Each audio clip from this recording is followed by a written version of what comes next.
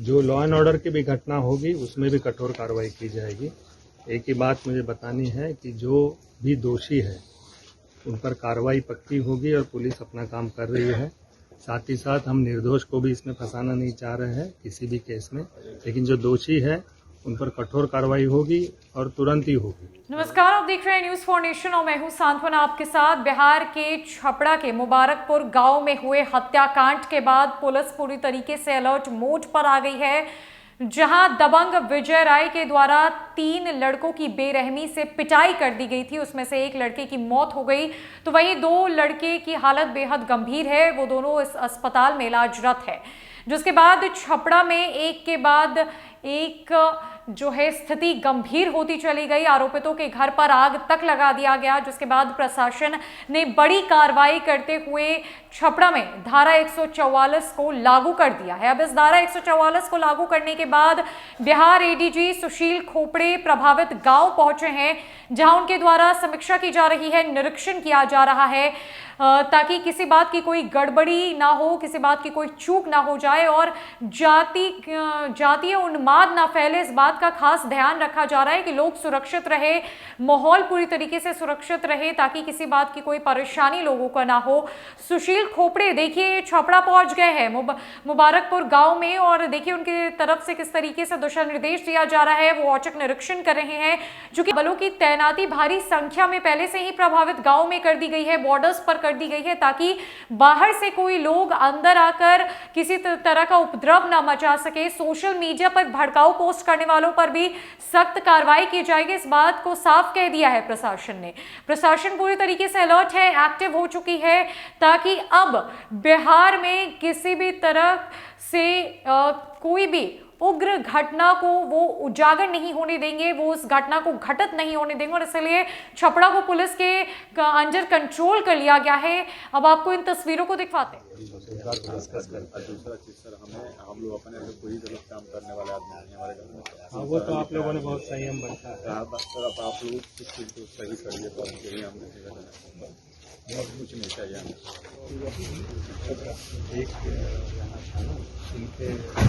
क्या नाम था सर? यही होना था कि अभी हम लोग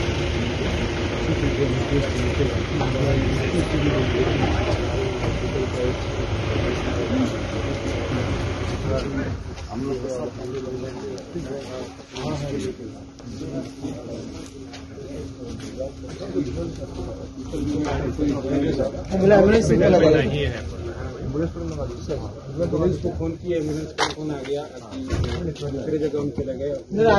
वो तो आ जाए।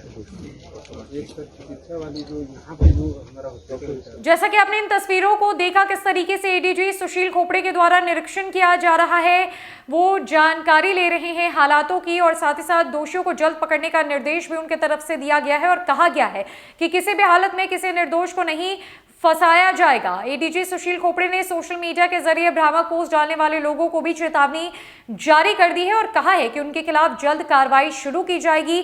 क्या कुछ उनका कहना है, आपको छोड़े जाते हैं उनकी पूरी बातों के साथ। फार्म पर ले जाया गया और वहां पर बंधक बनाकर पिटाई की गई। जिस पे आरोप है उसका कहना है कि ये लोग उनके पोल्ट्री फार्म पर आए थे, किसी एक ने फायरिंग की, उसके बाद वो फरार हो गया। देखिए उसमें एफआईआर हो चुके हैं, तो एफआईआर के आधार पर आगे इन्वेस्टिगेशन बढ़ा है और ये सब चीज़ें इन्वेस्टिगेशन की है। तो इन्वेस्टिगेशन में जो बातें आएगी आपको कालांतर में पता चल जाएगी, लेकिन अभी तत्काल चूंकि पुलिस इन्वेस्टिगेशन इसमें जारी है तो उसमें क्या क्या बात जैसे एक कंक्लूजन पर पुलिस पहुंचेगी तभी आपसे साझा किया जाएगा। कितने लोग घायल हैं इस मामले में और क्या उनके इलाज के लिए और क्या कर रहे हैं? इसमें एक तो घटना में उनकी मृत्यु हो चुकी है और 2 घायल अभी पटना में इलाजरत है, वहां पर इलाज उनका चला। और जो लॉ एंड ऑर्डर की भी घटना होगी उसमें भी कठोर कार्रवाई की जाएगी।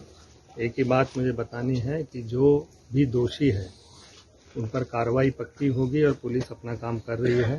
साथ ही साथ हम निर्दोष को भी इसमें फंसाना नहीं चाह रहे हैं किसी भी केस में, लेकिन जो दोषी है उन पर कठोर कार्रवाई होगी और तुरंत ही होगी। कार्रवाई शुरू हो चुकी है, ऑलरेडी 3 अभियुक्त पकड़े गए हैं और आगे भी जो बाकी है उन पर भी कार्रवाई हो जाएगी। सोशल मीडिया में जिस तरह की बातें कही जा रही हैं, क्या जातीय तनाव जैसी स्थिति भी है यहाँ पे? हेलो, इनफैक्ट क्या है, आजकल सोशल मीडिया के कारण तुरंत वीडियोस या कोई जो भी बात अपनी रखना चाहता है वायरल हो जाती है, इसलिए बहुत लोगों को एक साथ कोई भी सूचना हो पहुंच जाती है। तो इसके कारण कभी कभी एक तनाव का ये वातावरण बनता है, लेकिन इसमें मेरा अनुरोध सभी से यही है, कोई अभी तनाव आप देख ही रहे हैं उस तरह का नहीं, लेकिन हम प्रिकॉशन के तौर पर हम लोगों ने फोर्सेस की डिप्लॉयमेंट की हुई है और सोशल मीडिया पर भी जो गलत सूचनाएं प्रचारित करेंगे उन पर भी कड़ी कार्रवाई होगी। उसमें भी प्रशासन लगा हुआ है और मे भी आप देखेंगे एक आध दिन में उसमें भी अरेस्टिंग शुरू हो जाएगी। इसलिए जो तनाव फैलाने का काम कर भी रहे हैं वो ना करे और जो भी कर रहे हैं उन पर कार्रवाई आने वाले 1-2 दिन में आपको देखने को मिलेगी।